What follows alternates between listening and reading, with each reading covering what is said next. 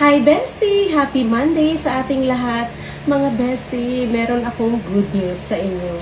Itong ka-bestie natin mga bestie, first time ko pa siya na-meet noong Saturday dahil pumunta nga ako sa office nila husband. And alam niyo ba mga besties? Ayun, nag-try siya ng 5 days trial packs nitong tea and fiber natin mga besties. So nag-start siya fiber ng Saturday night, tapos kahapon Sunday, whole day, and then, Monday ngayon, today pa siya mag-3 days sa system. And alam niyo ba mga besties, from 67.5 to 65 na siya kanina mga besties. Amazing, di ba? Super ang dali magpapayat sa tea and fiber. Walang kahirap-hirap, effortless talaga magpapayat. 3 days pa lang siya, pero nabawasan na ng 2.5 mga besties. Akala ko wala nang makadaig sa akin sa 5 days ko na nag-loss ako ng 3 kg.